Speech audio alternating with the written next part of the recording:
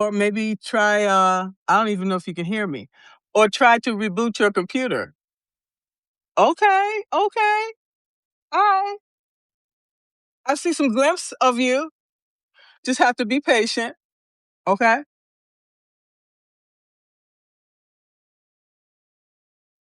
Thank you all for coming. I'm waiting for my guests as other people may decide to join us. Hi, Hannah. How are you today? Hi, James.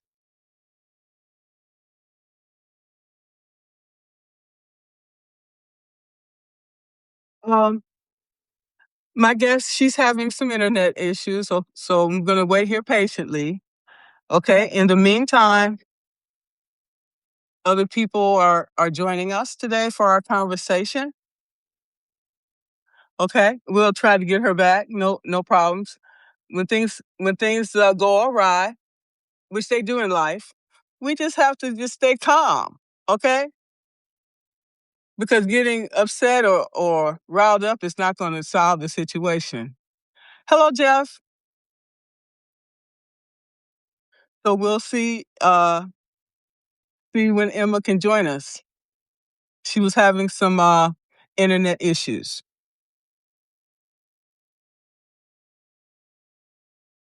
She has she has a lot to say. So I'm going to start off by talking about. I'm gonna give you the title of our discussion today. We're talking about severing. Okay, severing the cord to toxic relationships. Okay, so Emma Lyons contacted me a couple of days ago. And she said, "Hey, I want to go live and talk about this." So we had a conversation on Zoom, and honestly, we have a lot in common because I've experienced the things that she's talking about today since early childhood. Okay.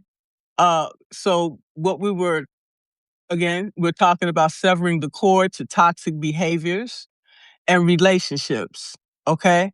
And around this work is healing from these narcissistic power systems. Okay.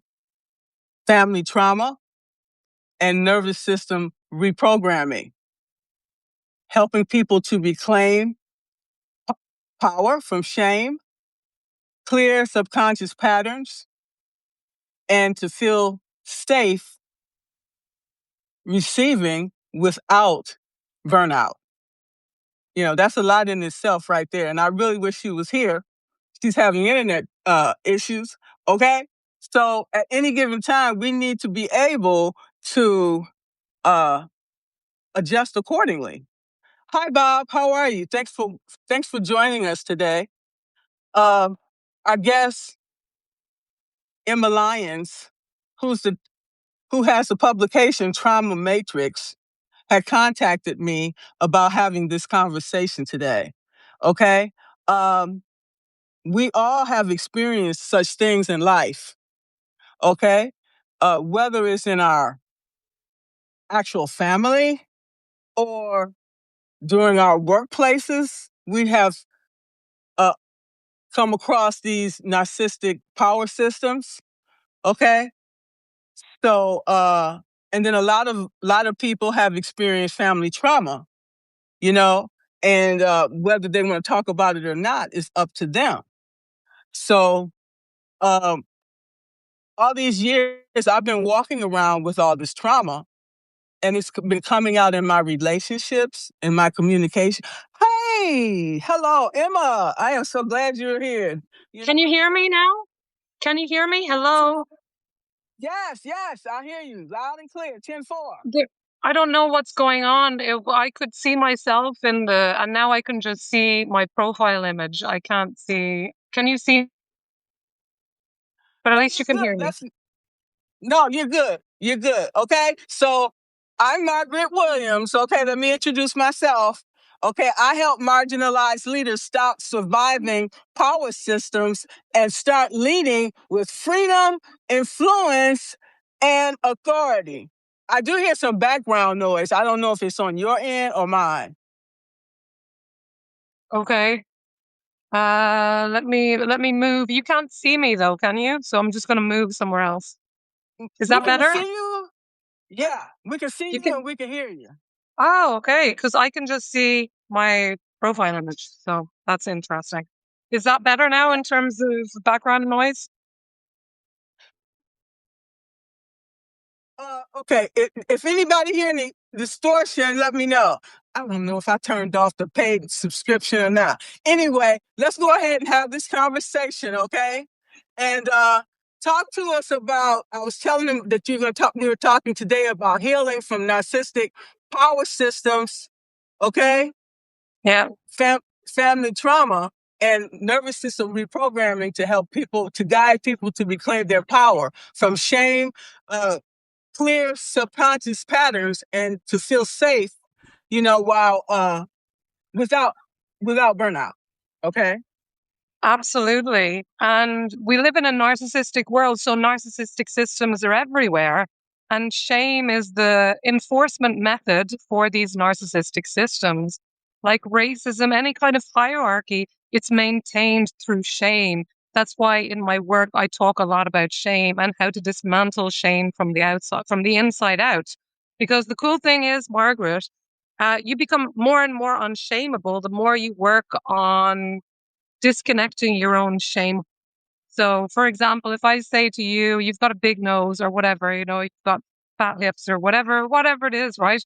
You only experience shame if you have that little voice inside that says, "Oh my God, I have a really big nose," or whatever.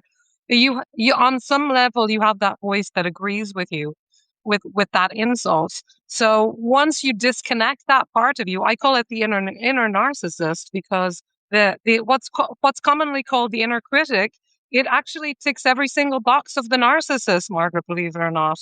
It does. It's grandiose. It thinks it knows best. It tells you what to do. It tells you, who are you to start that podcast? Who are you to do that thing? And we're told from everywhere, and it tells you that it's trying to keep you safe. Just like a narcissist. A narcissist will punch you in the face, kick you in the balls, and tell you can't get on that stage. Who are you to run that podcast? And then tell you they're doing it to try to keep you safe. And that's cultural gaslight as well, because culturally, this is constantly reinforced that this inner critic is trying to keep us safe, when really it's just a narcissistic element that we have internalized to attack ourselves. And the more we disconnect from this, the more power we reclaim, and the more unhookable and unmanipulable we become to these narcissistic systems on the outside. And the other thing, Margaret, the reason why we keep creating, so this is why the revolution keeps eating itself. The revolution comes and everyone's hopeful that everything is going to change, and it ends up just being another autocratic shame-induced system. And because we're so operating out of shame, narcissists operate out of shame, but we all have internalized shame. It's just a Let me question. let Go me ahead, yeah. mention some. Let me mention something else. Ego. We're talking about the ego. Oh, yeah. Ego is basically defending itself against shame. And narcissists are basically operating out of that repressed shame. Like, think about Donald Trump or whatever narcissist you like. He's not a psychopath. A psychopath is the only person that doesn't have a shame because they have no empathy, right? But a narcissist is operating out of repressed shame. This is why when someone imitates Donald Trump's dance, he wants to attack them, get rid of them, get them fired. That's because it triggers his repressed shame. So the problem in the world, it's like we have a substrate of shame that's creating these narcissistic systems, and we internalize it and attack ourselves. And Let's I see it as, yeah, go ahead. let's talk about where these things start. Okay, they start from birth or childhood for sure. Yes. Yeah, so we're taught shame. It's reinforced everywhere. Teach us shame. This is how to be a good girl or a good boy. You need a certain amount of shame in order to be a good person. Otherwise, you are shameless or you are shameful. So you need just the right amount of shame in order to be a good person. It's absolutely incorrect. We are at our worst when we're operating from shame, not our best. This is when we attack others. You know, Pam Bondi, the other week, I wrote an article about her. People said she has no shame.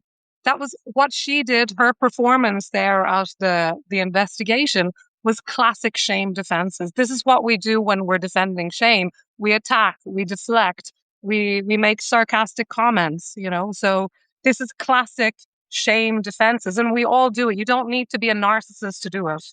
So we need to deconstruct these things within ourselves in order to liberate ourselves first, and only then do we have a person that's not going to be operating out of this shame matrix, you know.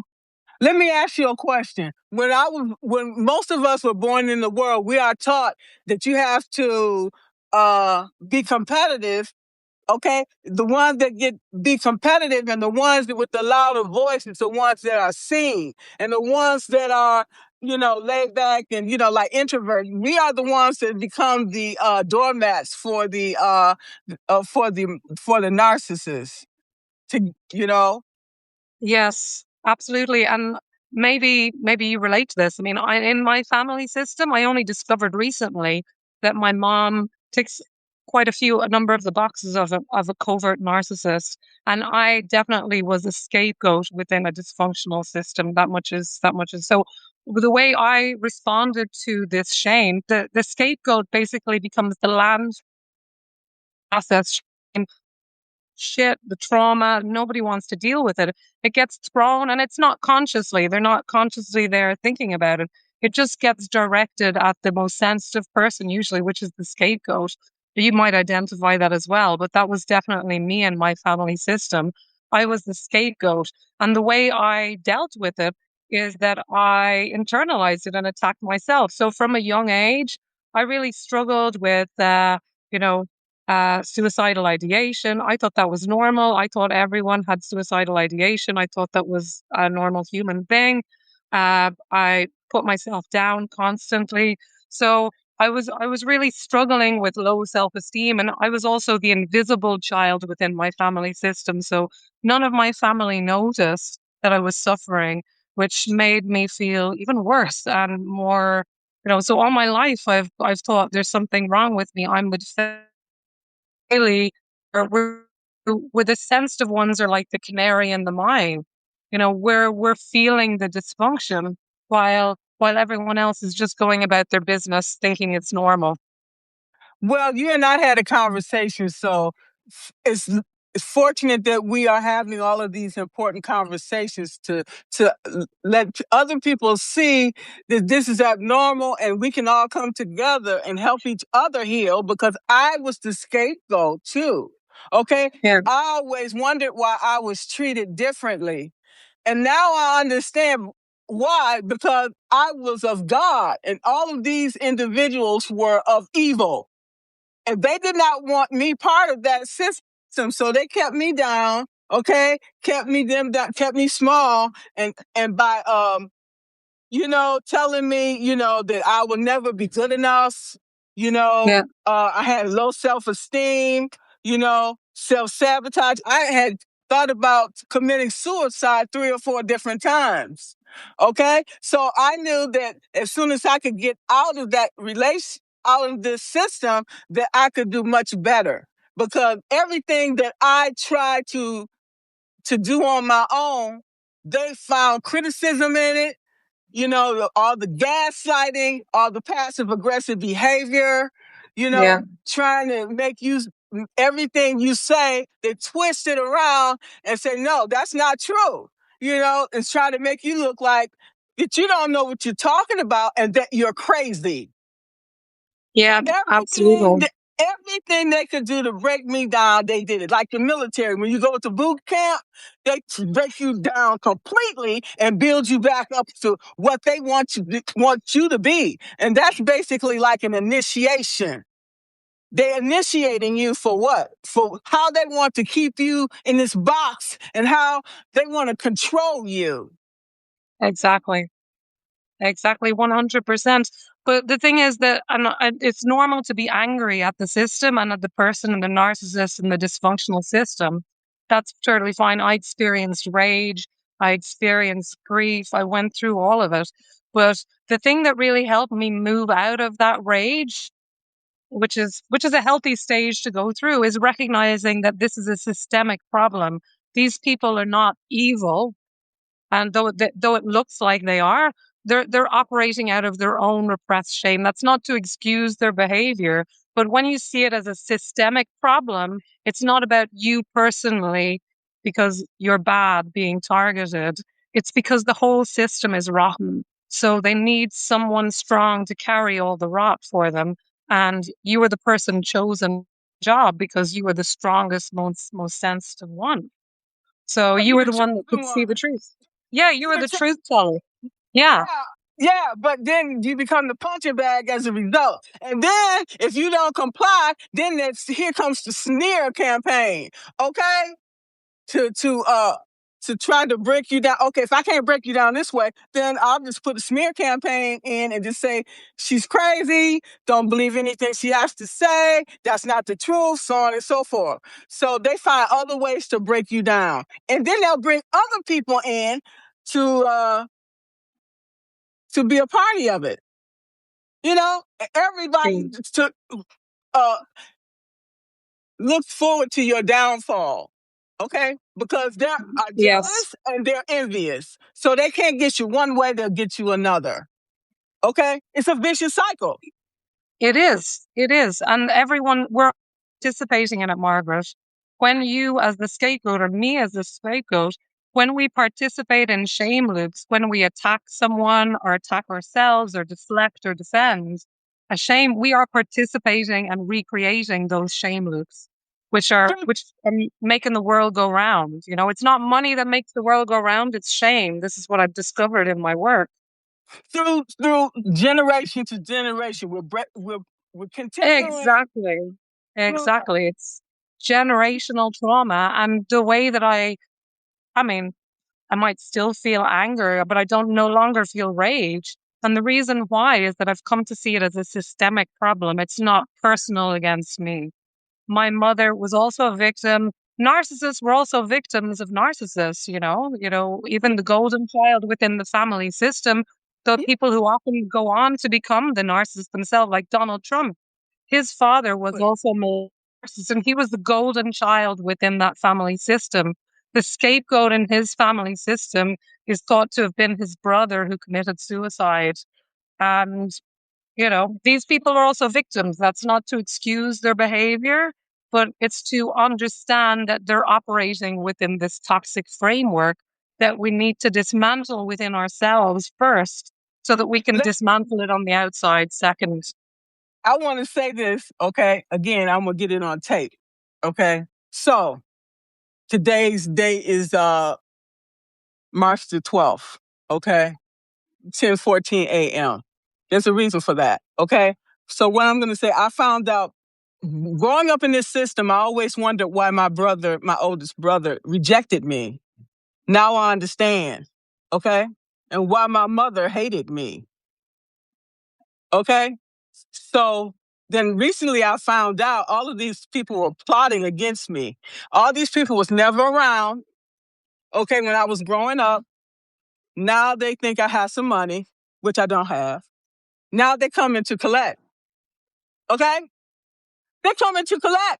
And I don't have no money. They're looking at the potential. Each and every one of us have potential. Okay? Each and every one of us have potential. And each and every one of them have potential. But people do not want to do the work. They want stuff handed to them on a silver platter. Well, me fucking too. Okay? But I did the work. That's how Yeah. I got to where I am today. Because I did the work. I'm the one made the sacrifices. I served 2 tours in Iraq. I served 2 tours in Israel. I worked for the government for 39 years. There was no free lunches. Okay? There was no free rides. So anybody coming to me think that they deserve something, think again. Those days of people pleasing, you know, and Yeah. and putting up with people's crap just to feel loved by these people, they don't love you. People that love you are not going to extract from you. They're going to add to you. They're going to pour into you. Okay? If they're not doing those things for you, let them go.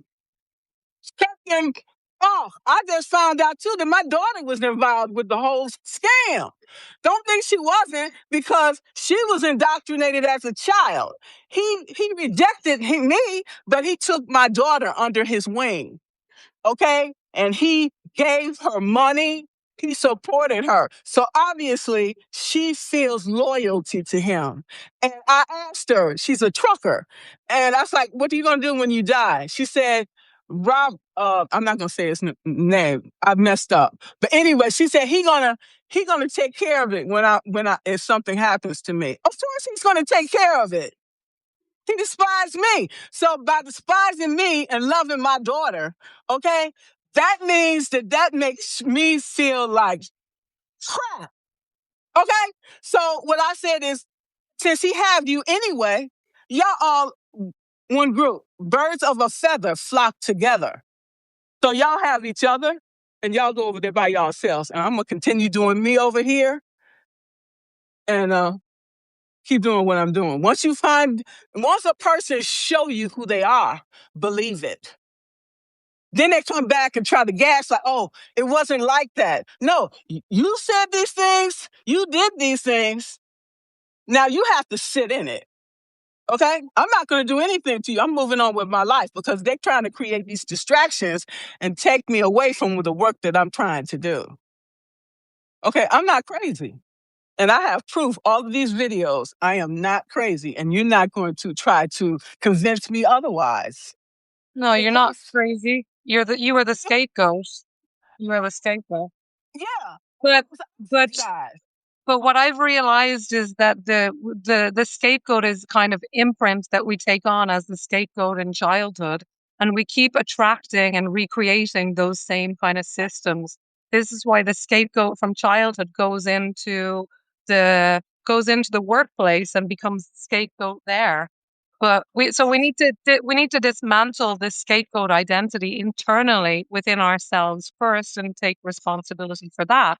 And then we can start showing a different paradigm.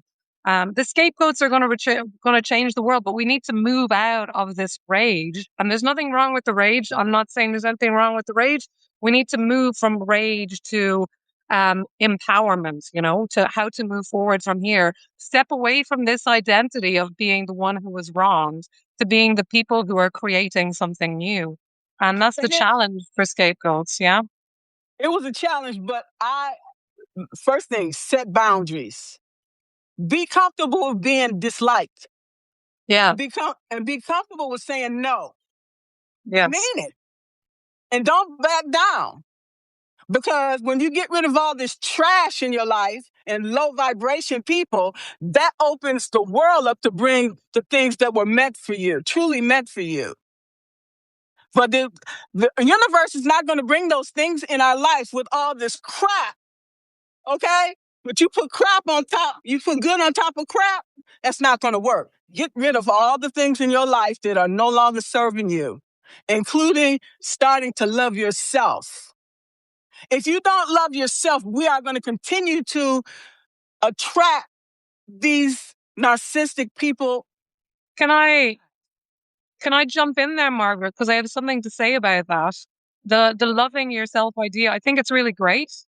But if you try to love yourself while you're still carrying all this shame, it doesn't work. It doesn't stick. So you've got to release the shame first. And this is the part that especially scapegoats, we internalize so much shame as from childhood. And only fairly recently I realized that shame is the problem. Shame is and all these years, all my life, I've been trying to fix myself and doing all this healing and therapy work, but none of it was touching the shame layer. So I'd keep taking one step forward and one back, or two steps forward and two steps back, and keep recreating these shame spirals for myself. So, but in my work now, what I do with people, because I've helped people to dismantle the internalized shame system. the what's called the inner critic. I've realized that it operates just like a narcissist, and I've found out a way to take back our power from that thing so that we can no longer be manipulated by narcissistic people and narcissistic cultures and narcissistic systems. This is how we really reclaim our freedom, by taking back our power from this so-called inner critic. And the inner critic is not there to keep you safe. I think this is the biggest lie that I've been told since a very young age. And that makes us want to send love to the thing, take it to therapy. And as we know, that doesn't work with narcissists. All my life, I've tried to send love to this inner critic and treat it like a child. And what it did is it just gave it more what's called supply. And this is why in my life, this inner critic, when it became very malignant, it started saying things like, you might as well be dead. You might as well not be here. You know, this is not the voice of a wounded child that can be taken to therapy. This is a narcissistic voice that we've internalized. And I've found a Let, way for taking back our power from this. Go ahead, Margaret. Yeah. let me say this. What I thought being a good person, that I could combat that with being a good person. But that's like putting good and throwing it in a hole, okay, or a drain, because you cannot penetrate it. The only way you can penetrate it is to uh, exclude access and run the other way. Exactly. You've got to cut access to the narcissist. And this Completely. narcissistic voice, the inner critic, you don't send love to it. You don't take it to therapy. It's not a wounded. Narcissists are wounded, but we don't take them to therapy or send love to them. We cut them off. We do the same thing with this voice in your head, this voice that says you're useless, you're ugly, you'll never amount to anything. And then we take back our power. And this is my work, because nobody else that I know of is saying this. Most therapists and people out there are still saying, send love to this thing, sit down with the shame. And this is often very bad advice, because when people sit down with shame, they spiral in the shame. It's never been modeled for us, how to release shame. And this is what I teach people how to do: release shame so that it's no longer the operating system within yourself. Go ahead, The, Margaret. the where it starts is this. I'm gonna give you an example. The person will disrespect you, okay? And then they want to see how far they can go with you and how far you will allow them to go. And they will keep moving the what you call it? Moving the needle. Yeah.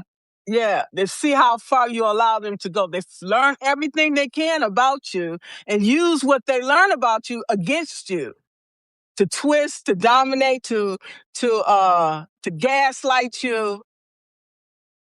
They'll love bomb you. They'll do a bunch of stuff to you to get to you, and then making you questioning yourself. Okay. And that's where Yeah. it starts. That's where it starts. No, you're crazy. No, that's not the way it is. And they isolate you from your friends and your family. That way you don't have nobody. You just have them to rely on. And that's a no. Okay. You got to see these red flags up Absolutely. front. Their MO is the same. You have to pay attention. I have them come into my DMs, okay? And then first thing they come in my DM, I feel this darkness. I feel something strange, okay? And I was like, this is a narcissist, because I grew up from the family system, and throughout the job, throughout my life, through every relationship, it was narcissist. So I could write a book on it. Okay.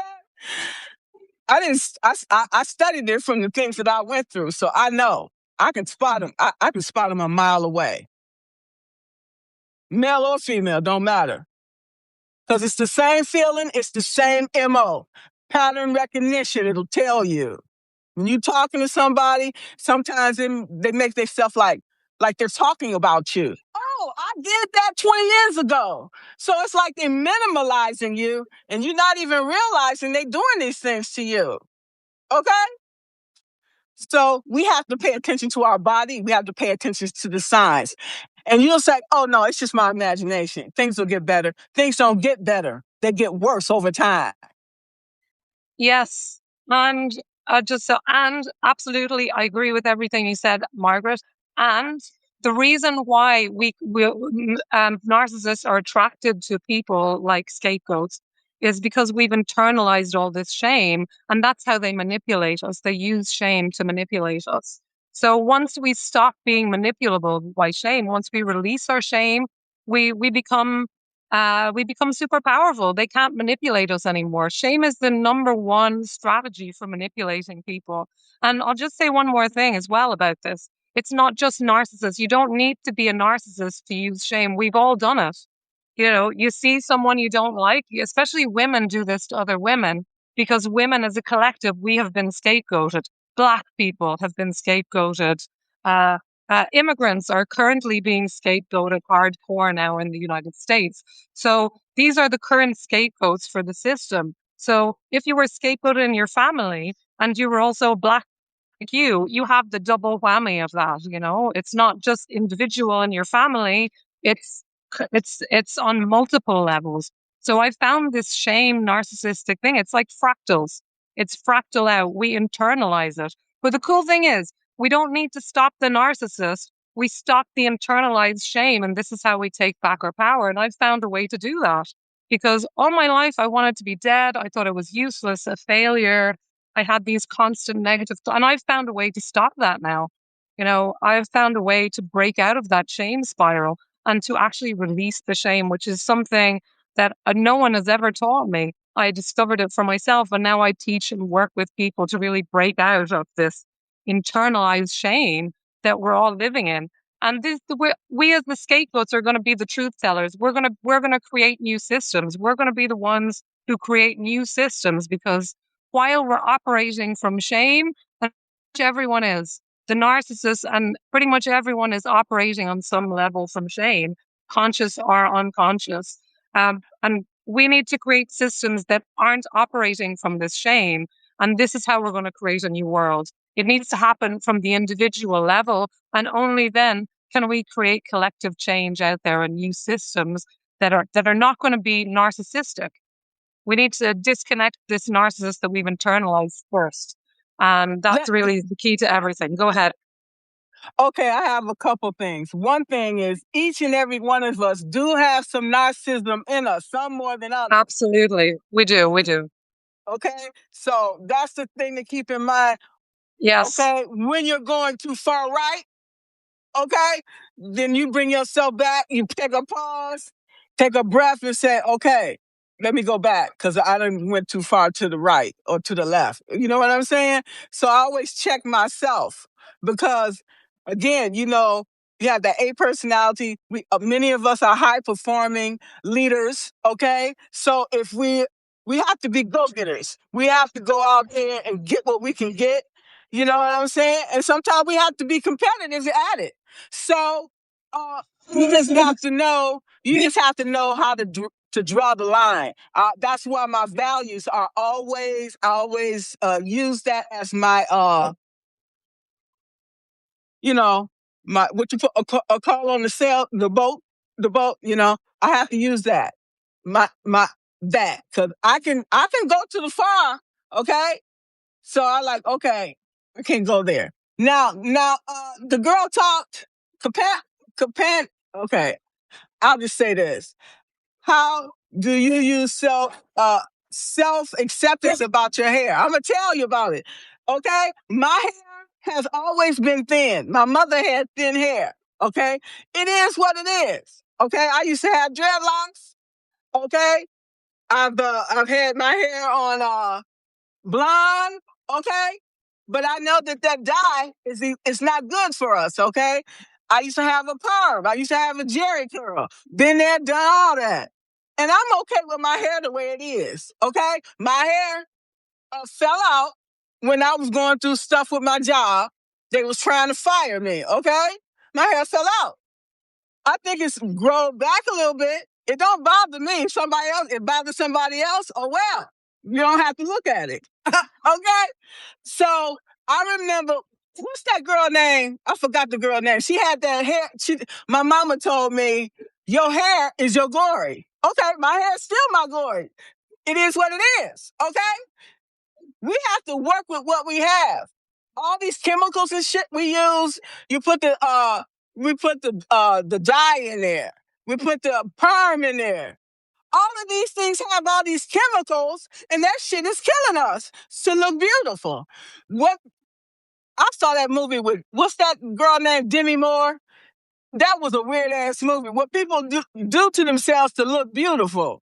Okay, beauty That, is in the yeah. excuse me. Beauty is in the eye of the beholder. Okay, if you don't like the way I look or whatever, then go find you somebody else. Okay, I'm not trying to put on no airs. Okay, I am who I am. If you don't like it, go somewhere else. That's where I'm at today. I ain't going through all that and doing all that. I used to wear those high heels, shoes be like this. My feet be killing me. I'm like, fuck, I'm not doing that shit to please somebody else. I want to be pleased. Let's talk about that. Okay? I'm over all of that. What was that? Indy Irene? She said something about my hair or love my hair or something. I love myself the way I am. If you don't like it, then just go away. Okay? I'm not trying to be somebody that I'm not. Okay? You want somebody authentic. Okay? You go over there, somebody beautiful, you get over there, then their mask fall off, and then you see this narcissist fall out. No, thank you. Bye. Okay?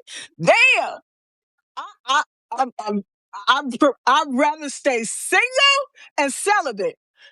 That way I have peace. Yeah. Okay? Because dealing with narcissists my whole life, I don't want it and don't need it. Because once you sign up, your life is no longer your own. Everything goes to shit. Isn't that right, Emma? Exactly.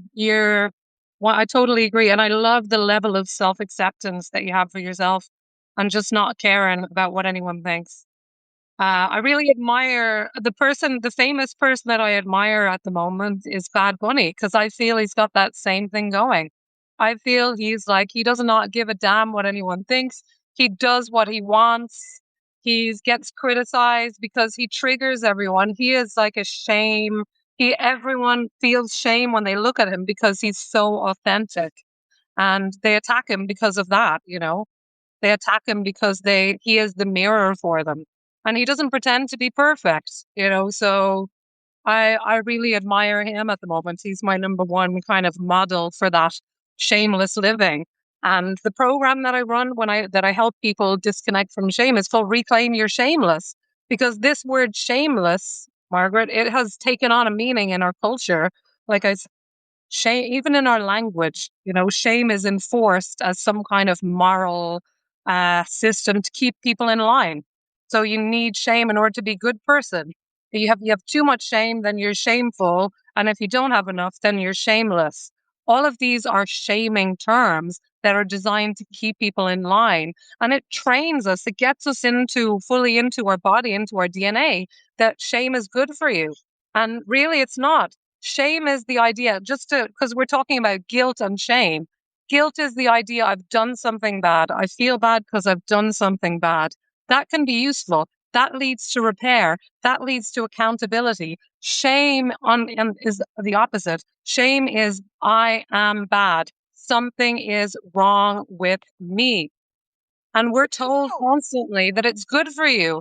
Even people like Brene Brown says this is the conventional wisdom that there's such a thing as healthy shame, that you need a certain amount of shame to be a good person.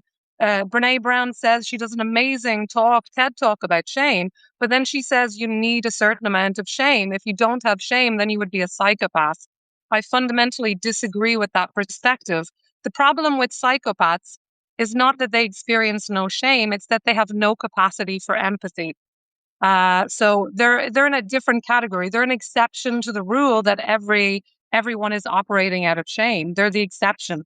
The psychopaths and the sociopaths. Everyone else is operating out of shame, in my opinion. And most human dysfunction has some kind of imprint of shame in it.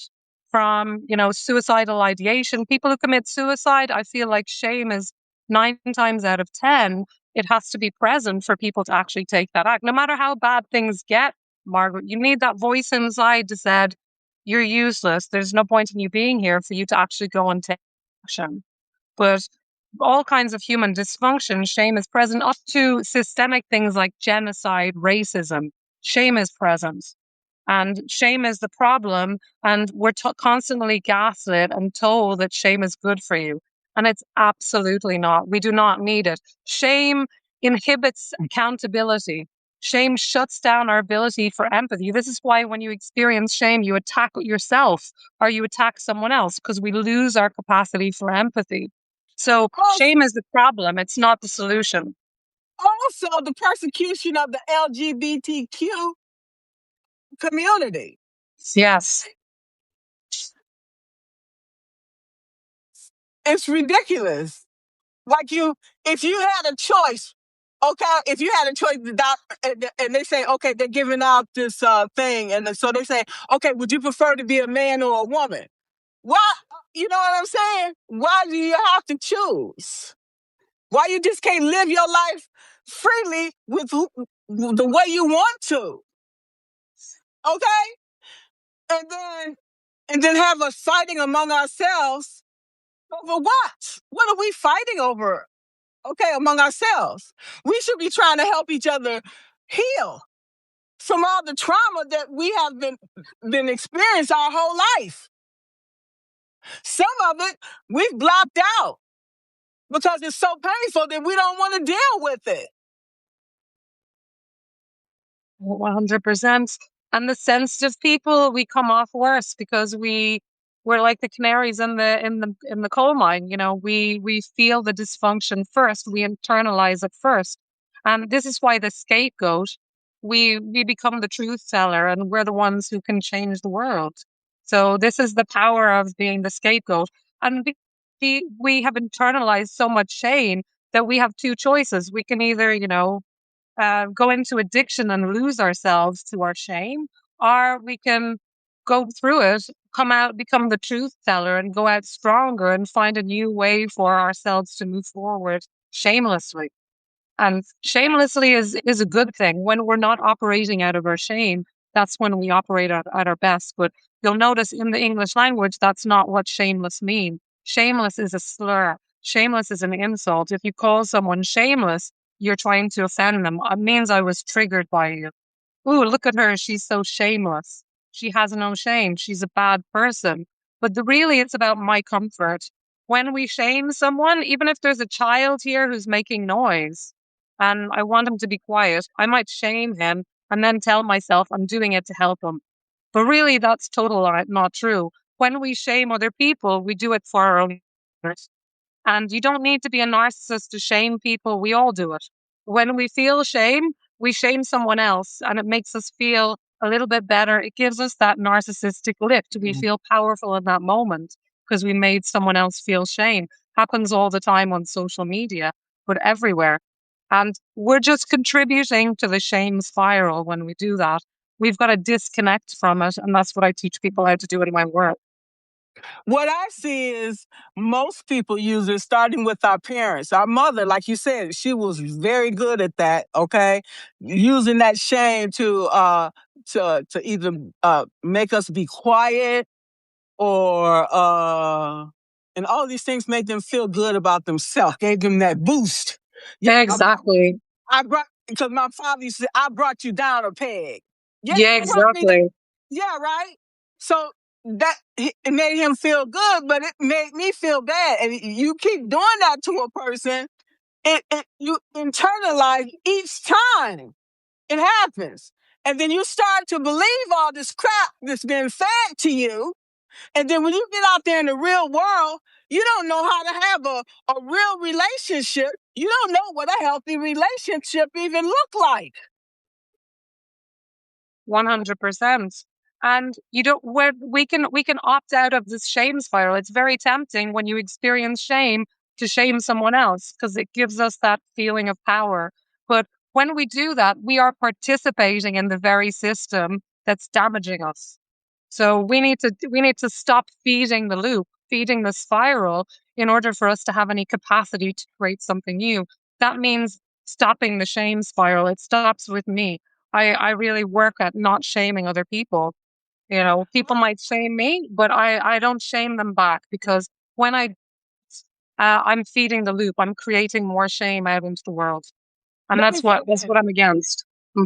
Let me say this. The only way we can break the cycle is through self-awareness. We can say, oh, I did that to my child. Okay, well, let me take a step back and look at that and see what I can do differently in the future. Okay, if we have negative self-talk towards ourselves, we need to first stop that before we can stop it against our children, our spouse, our employer. Yes. So we have to do the inner work, the inner shadow Exactly. work. Exactly. We have to stop attacking ourselves first, because most of us, unless you're a psychopath or something else, most of us only treat other people as badly as we treat ourselves.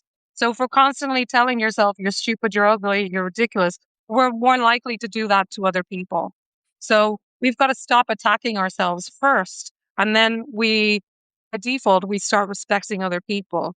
So we've got to respect ourselves first, and that's where my work comes in, breaking up with the inner narcissist, because it is a narcissist that we've internalized, and the scapegoat is the one who's internalized it more than any other individual within this pattern, because we internalize that pattern of self-attack. And then we go on to create our own families. And rather than addressing our shame, we pass it on to other people. That's why the abuse keeps going down. And scapegoats abuse other people too. If you don't address that trauma and break the cycle, you're going to pass it on to the next generation. So that's the job for all of us. Not everyone. Everyone needs to do their inner work to break up with shame. And then we stop feeding the cycle, and we can start creating a new possibility, not just for us individually, but some other possibility for the. Yes, and I'm glad you contacted me to have this conversation, because I've been dealing with this my whole life and carrying all this around with me, and I was really tired. Now, since I realized the truth that has been suppressed, I'm free now, and to live my life the way I want to. Okay, not defined by anybody else's rules. Okay, or ego, or to try to satisfy somebody else. It's about satisfying ourselves. We deserve that. Okay? We deserve to be happy, whether other people think so or not. Absolutely. We've got to take back our power, from this inner narcissist, as I call it. And then we stop being susceptible and manipulated by the narcissists of the world. Do we really have any chance of reclaiming our freedom? And I do have if there's anyone listening, I have a free guide. It's called 5 Signs It's Time to Break Up with Your Inner Narcissist. And it has my break system, which has worked for people who haven't even spoken to me. People have reached out to me and said they've worked with the break system, and they've actually stopped the shame spiral in its tracks. And yeah, you can download that. It's at tinyurl.com/not today narc. I'll drop it in the chat as well, or you can send me a DM. But this break system, I found it powerful as well, because I was addicted to shame. We all as a society are shooting up on the shame, and it's not only everywhere, it's encouraged and it's reinforced everywhere. When propaganda, advertisements, it all utilizes shame, so it's reinforced everywhere that shame is. So of course we shame ourselves, but we take back our power by breaking up with this inner narcissist, that voice inside that criticizes you, and then you just laugh at the insults that other people try to hurl at you. They need the hook in order for you to feel shame. And once you break the hook, you stop feeling other people's shame. You stop feeding the shame cycle. And you really take back a huge amount of power that you've been giving away to these narcissistic people and narcissistic systems. So I'm gonna read some of these comments before we end. Companga said, I'm sorry if I mispronounced your name. Said we need a new civilization globally. Yes, I agree. Okay, and they also said I have trauma from being burnt. I feel I'm a canary in the gold mine. Whenever people mistreat me, I think those people are just insecure. You have to really bad about yourself if you have to put a disabled person down to feel good about yourself. Unfortunately, there's a lot of people out there like that. They're sadistic. Okay? And they said that also, I'm the one who graduated from college, so I'm the family financer. How convenient. Okay, I'm just saying, I'm sorry. That's a good thing that you are, but you just have to protect your energy and you have to protect yourself, okay? Um, let's see. She said G.I. Jane. Hey, okay. Yeah, been there, done that.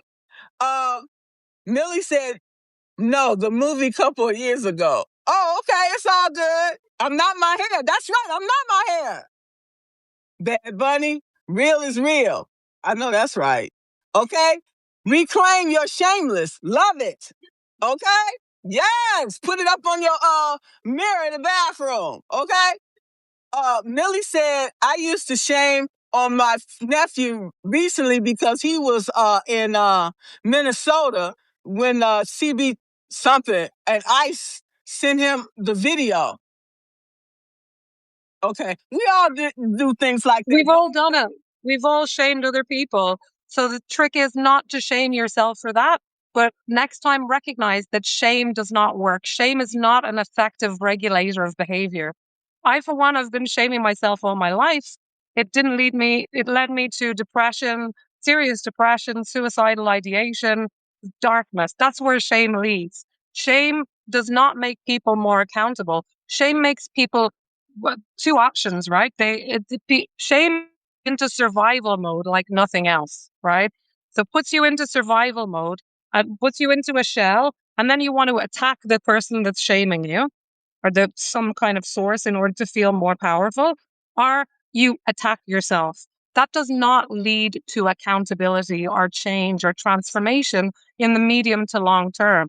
Sure, if I shame a child here who's speaking to shut him up, it looks powerful, it looks effective in the moment. The child is quiet, but the child only internalizes that feels bad. I'm not doing that. They don't learn anything from that. So shame is a terrible tool to teach people. It's not a good teaching tool. It's the opposite of accountability. Shame is the opposite of accountability. When people feel shame, they are a lot less likely to take accountability for their actions. They will go into attack mode or go into internalized attack mode. Those are the two options that we have in our society. These are coping mechanisms, okay? Exactly. We learn as a child what it takes for us to survive, okay? And then we internalize that and we never forget it. And so all the relationships we have, we carry on those same characteristics, okay? To keep ourselves safe, okay? So how we deal with all these things, through going to therapy, I don't know if it can actually be resolved or not, but I do a lot of things on my own. Like I say, breathing and coming back to yourself and self-awareness and realizing that you went too far to the left and you need to come back and you need to be mindful of these things. Body scans, because your body tells you, like Mel Robbins, 5 seconds. Sometime before you before you act, think hard, long and hard. How is this going to affect the person that you're talking to? Okay?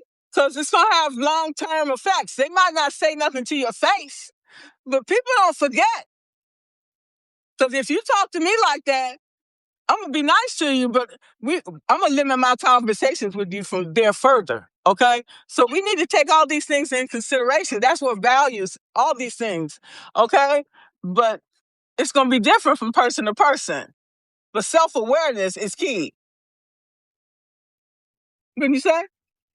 Yeah, absolutely. I think self-awareness is the first step, Margaret, but then we've got to do the work to disconnect because you can get stuck there in self-awareness. I work with a lot of women and I was this woman too. They've been done all the therapy, they've done all the work. They can tell you I'm like this because my mother did this to me when I was 5 and I had experience in kindergarten when I was 7. They can tell you all that. They know all the things, but they're still operating out of the shame script. And this is the thing that I show people and help people to release so that you can finally be free. Because while you are operating out of shame, and all of us are to some degree, even I'm not completely free of shame, but we're not really free.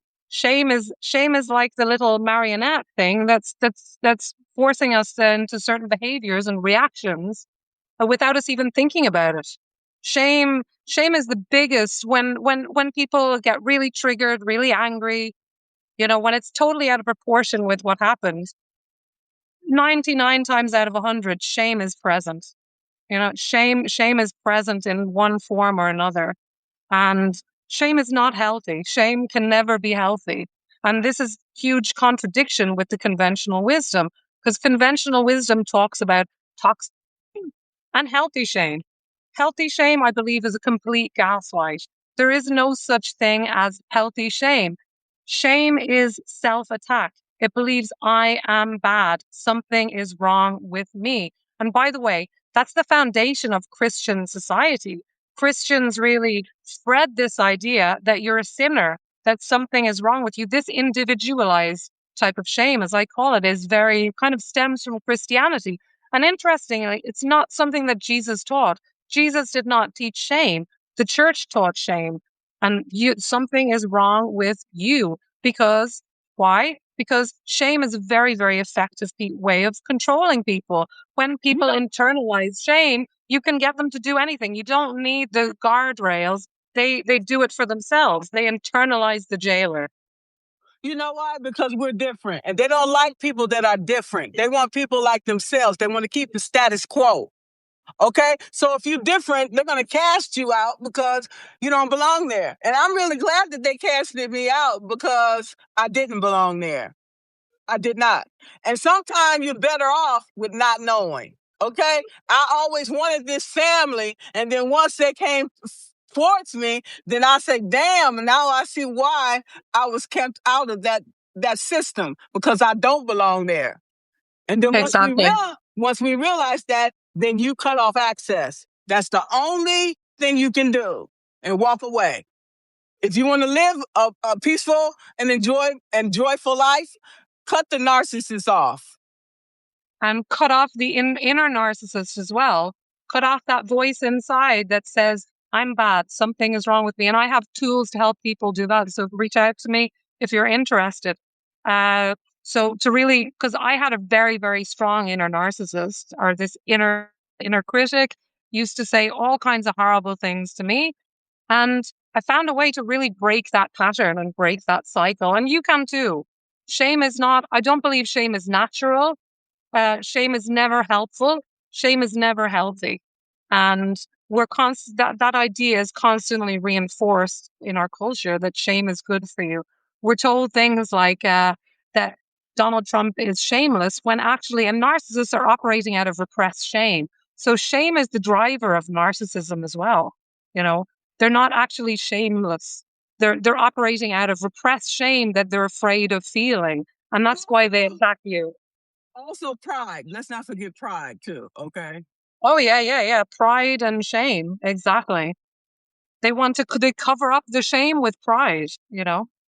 But shame is the kind of underlying substrate underneath it all. And I've found that shame is the substrate for so much dysfunction.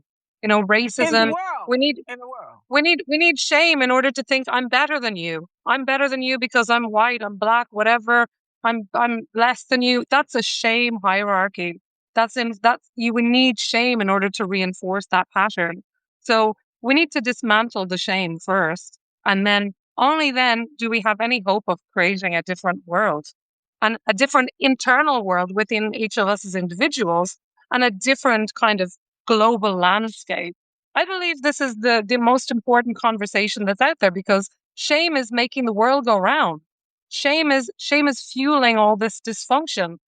We live in a narcissistic world. Not this is not metaphorically, this is literally. Narcissists are running the world, and we've internalized this narcissistic voice. We need to break the power of these narcissistic systems, and that means breaking the narcissistic system that we've internalized within ourselves first. Absolutely. Now, Emma, can you send me? Is that link on your site? I want to make sure to include it when I send out the article because I know Millie was asking about it. Okay, and I just want to make it available for everyone to have. You said you had that free resource. Yeah, I'm going to pop it in the chat. It's tinyurl.com/not today narc, NOT today NARC, short for narcissist. And it has the whole break framework. So it gives you the guide out as well. But obviously this is deeper work, you know. I'm still working on releasing my shame. I don't claim to be perfect. And that's the thing about being shameless. When you're really shameless, you're not pretending to be perfect. I don't pretend to be perfect. I don't pretend to have it all figured out. I still feel feelings, but I'm not ashamed of them anymore. I don't hide it anymore, you know? Yes, you set yourself free. So that link, can you add it to my DM, please? I want to make sure to make it available Sure. to everyone. I will. I put it in the chat as well, although I don't think it'll be clickable there. It's tinyurl.com/not today narc, and you can download my guide. I will make sure to include that link in the article when I send it out to everyone. This has been an amazing conversation. Thank you It all has for been. coming. Yes, thank you so much. And thank you all for your time today. I appreciate you. And I will make sure to include your publication as well. Thank you so much, Emma, for contacting me to have this conversation. Thank you so much for having me, Margaret. I really appreciate this conversation. It's been so good. And it's great to connect with a fellow scapegoat because sometimes as scapegoats, Yeah, right. we can feel so alone. You know, we could feel like we're the problem. And we're not. We can actually we're the truth sayers and we're showers of a new way forward. We can be when we release our shame and take back our power. That's the power of the Yes. scapegoat. Yes, I'm scapegoat too. Yes. And the black sheep. Okay. Yeah. Thank you all so much. We Thank you, appreciate everyone. you. Thanks again. Thanks, Emma. Bye, Margaret. Bye, everyone. Bye bye.